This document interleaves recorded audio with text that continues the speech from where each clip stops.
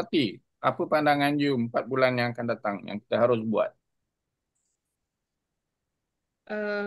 Leader-leader kena itulah kena apa ajak apa down apa orang bawahan dia orang untuk sama-sama bergerak. Maksud kata setting betul-betul okey dalam masa 1 bulan berapa kita punya target yang kita maksud kata kena kena berani buat. Jangan duk asyik fikir tak boleh, malu macam tu. Hmm. Hmm.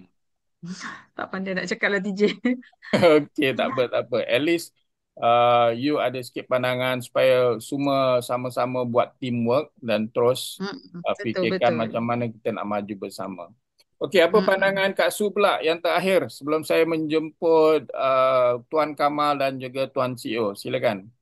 Kak Su, silakan. Okey, untuk tuan strategi kita ni, kalau di Sabah ni, tuan, Hmm. uh, untuk 4 bulan akan datang, bermula pada bulan ini, Hmm. kita punya strategi sudah kita atur. Kita akan lahirkan stokis dan master stokis setiap daerah satu stokis dan master stokis. Di Ya. Sabah dia ada 32 parlimen dan kita akan lahirkan Hmm. setiap daerah itu ada stokis dan master stokis.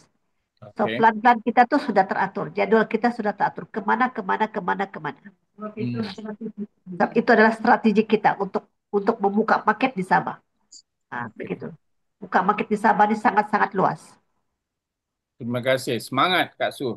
Saya Ya, tengok Kak insya Su ni Allah. orang yang semangat betul. Mesti mau semangat kan, Je?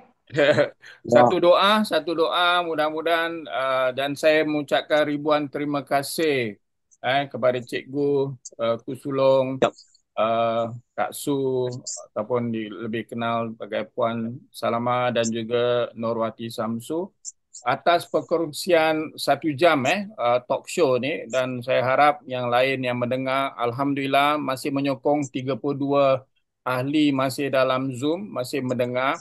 Sebelum saya menjemput Tuan CEO dan Tuan Kamal, saya ucapkan ribuan terima kasih kepada semua yang hadir pada malam ni dan terutama kali kepada speaker-speaker yang beri pandangan dengan soalan-soalan yang saya ajukan supaya kita dapat manfaat dan semua segala urusan kita dipermudahkan. Boleh saya jemput